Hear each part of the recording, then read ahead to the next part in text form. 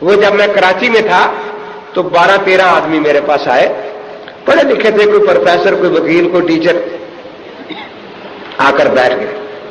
अब बात करने का अंदाज भी इनका अजीब होता है।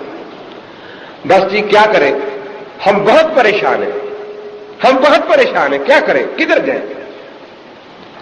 मैंने कहा अल्लाह माफ करे, जो भी बड़ों को छोड़ता है सारी उम्र ही परेशान रहता है।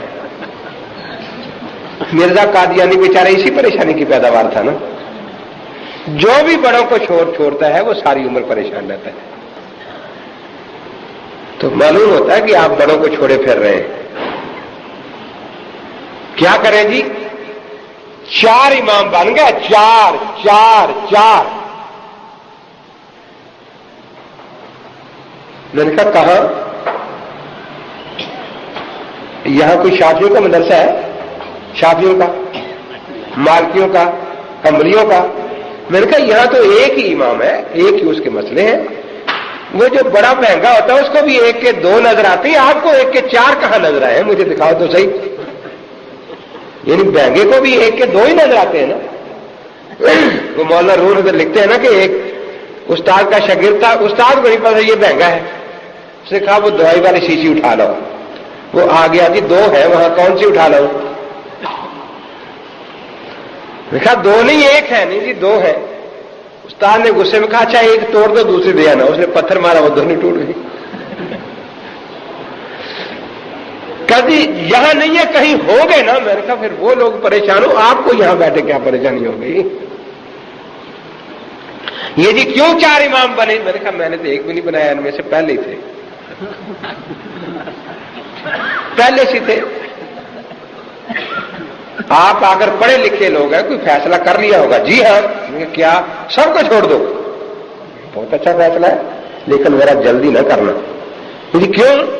मैंने कहा ये जो कुरान पाक है इसमें 7 कारियों का इख्तिलाफ है, किरात है, 7 किरातें हैं ना। तो 7 का इख्तिलाफ बड़ा होता है या 4 का? तो अल्लाह के बंदे पहले बड़ा काम करना चाहिए कि आज के बाद हम कुरान नहीं पढ़ेंगे, क्योंकि 7 कारी जिनके जरिए कुरान उम्मत को मिला है उनमें इख्तिलाफ है। ठीक है या नहीं? काम भी बड़ा हो, नाम भी बड़ा हो। अभी देखो भाई कुरान का भी इनकार हो गया है। फिर बाकी हदीस की किताबें अगर आप ना भी माने, 6 तो मानते ना सियासता, उनमें भी आपस में इख्तिलाफी हदीसें मौजूद है। तो 6 का इख्तिलाफ बड़ा होता है या 4 का? जी। तो फिर दूसरे नंबर पर 6 वालों की बारी, उनको छोड़ना चाहिए, बेचारे तीसरे नंबर बारी आएगी उनकी कहीं। मैंने कहा बिस्मिल्लाह लिखो कि हम अव्वल नंबर पर कुरान छोड़ते हैं, क्योंकि 7 कारियों का इख्तिलाफ है, बड़ा इख्तिलाफ है। फिर सियासता छोड़ते हैं, उसके बाद लिख दें कि हम 4 इमाम फिका के भी छोड़ते हैं। जज़ाकल्लाह। फिर ढूंढगी बजाते फिर दुनिया में, आपके पास रहेगा क्या? लिखा तो नहीं जी। किसी हदीस में आता है कि 4 में से 1 की तकलीद करना, 3 की ना करना? देखो ये सवाल कुरान से नहीं उनको मिला, ना हदीस से, शियों से चोरी किया हुआ है। लेकिन अजीब बात है कि ये रावजी सवाल करे तो उसको लोग रावजी कहते हैं, और यही उनसे चोरी करके हमसे करे कहते हैं जैल हदीस सवाल कर रहा है। मैंने 12 इनसे पूछा कि जब आप सवाल करते हैं आप अहल हदीस होते भी हैं या नहीं? क्योंकि किसी सवाल की बुनियाद हदीस नहीं होती। या तो आप वो सवाल करें जिनकी बुनियाद हदीस हो, या लिख दें कि हम सवाल करते वक्त अहल हदीस नहीं होते, कुछ और होते हैं। अब वहां से चोरी करके सवाल कर दिया। मैंने कहा आप कुरान पाक पढ़ते हैं? कि जी हाँ। मैंने कहा 7 किरातें याद है ना? 7? कि नहीं जी 1 ही याद है। तो मैंने कहा किसी हदीस में है कि 1 ही किरात पर कुरान पढ़ना, बाकी 6 का नाम भी नहीं याद करना?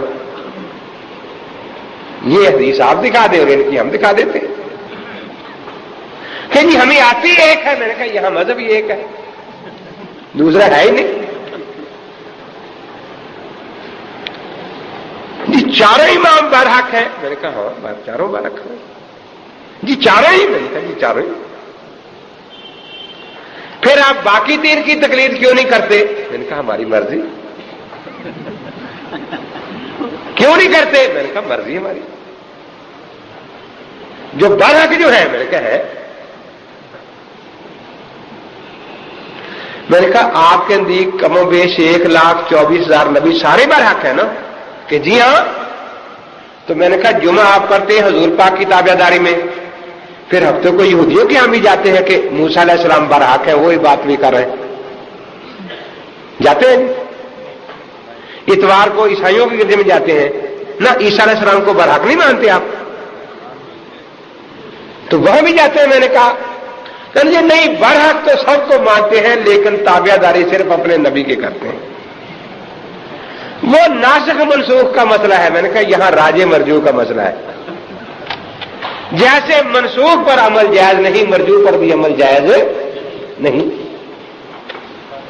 अब थोड़ा सा समझ के बैठे, सवाल फिर वही कुरान हदीस से नहीं, वही चोरी किया हुआ कि अच्छा जी दीन कितने हैं? मैंने कहा एक। तो एक दीन में चारों इमामों में हराम हलाल का इख्तलाफ है, हराम हलाल का। एक इमाम एक चीज को हलाल कहता है और एक हराम कहता है। तो जो हलाल कहता है वो भी बरहक और जो हराम कहता है वो भी बरहक। अजीब बात है। मैंने कहा खुदा कितने हैं? क्या पूछा मैंने? जी एक ही। मैंने कहा एक ही खुदा का, एक नबी कहता है बहन से निकाह जायज है, दूसरा कहता है नज हराम है। दोनों बरहक है या नहीं? मैंने कहा तू अगर बरहक मानता है तो बहन से निकाह करके आ जा फिर, ताकि आदम अलैहिस्सलाम भी बरहक हो जाए ना। यूसुफ अलैहिस्सलाम बरहक है या नहीं? और रसूल पाक सल्लल्लाहु अलैहि वसल्लम, यूसुफ अलैहिस्सलाम ने अपने वालिदैन को सजदा किया, कुरान में है। और आज हराम है या हलाल सजदा वालिदैन को? जो हलाल समझता है वो भी बरहक है और जो हराम कहता है वो भी बरहक है या नहीं? खुदा कितने हैं? आज दो बहनों को एक वक्त में निकाह में इकट्ठा करना जायज है? हराम। याकूब अलैहिस्सलाम की बीवियां दोनों सकी बहनें थी, एक वक्त निकाह में थी, जुल्फा और गुलहा। अब वो हलाल कहते थे, ये हराम कहते हैं। वो हलाल कहने वाला भी बरहक, ये हराम कहने वाले भी बरहक। कहता है जी वहां जमाने का इख्तलाफ है। मैंने कहा यहां इलाके का इख्तलाफ, उस इलाके में शाफी है, यहां हनफी। वहां जमाने का इख्तलाफ है, यहां इलाके का इख्तलाफ है। देखो हर साल तकरीबन अब तो हो रहा है, सऊदिया वाले ईद पढ़ रहे होते हैं, यहां रोजा होता है या नहीं होता? ईद के दिन रोजा रखना हराम है या नहीं? ऊंची जवाब दे दूंगा। और रोजे के दिन ईद करना, तो जब वो ईद पढ़ते आपका रोजा है तो आप उसको हराम कहते हैं, वो आपके रोजे को हराम कहते हैं। वो यही कहते हैं कि वहां चांद साबित हो गया ईद है, यहां साबित नहीं है, यहां रोजा है। मुसलमान वो भी है, मुसलमान इलाकों का इख्तलाफ हो गया ना। हाँ, फितना क्या होगा कि यहां चार आदमी डंडे लेके फिर तोड़ो रोजा, आज मक्के शरीफ ईद है, इसको फितना कहें। वहां चार आदमी लाठियां लेके फिरे, आज पाकिस्तान बड़ा इस्लामी मुल्क है, उसमें रोजा है, हम ईद नहीं पढ़ने देंगे, इसका नाम फितना है। शाफियत अपने इलाके में मजहब है, फितना नहीं। हम्बलियत अपने इलाके में मजहब है, फितना नहीं। हनफियत अपने इलाके में मजहब है, फितना नहीं। मालिकियत अपने इलाके में मजहब है, फितना नहीं। गैर मुकल्लिद फितना है, ये मजहब नहीं। तो मजहब और फितने में फर्क समझना चाहिए या नहीं समझना चाहिए? अब सोच सोच के मुझे कहते हैं कि अच्छा जी अल्लाह का दीन मक्के मदीने आया था या कूफे में? कोई हदीस का सवाल है? नहीं, वही शियों से लिया हुआ। मैंने कहा मक्के मदीने में, फिर मक्के मदीने वाला इमाम मानना चाहिए कूफे वाला? देखो कैसे सवाल है, वहीं से चोरी किए हुए। मैंने कहा आपका दिल क्या कहता है? ये मक्के मदीने वाला। मैंने कहा आपको पता है झूठ बोलना बहुत बड़ा गुनाह है हर दीन में। जी हमने झूठ बोला? मैंने कहा बिल्कुल। जी कैसे? मैंने कहा तो कुरान मक्के में आया मदीने में, और तुम कारी आसम कूफी की किरात पर ये कुरान पढ़ रहे हो। किसकी किरात है? कारी आसम कूफी की किरात और कारी हफ्स कूफी की रिवायत।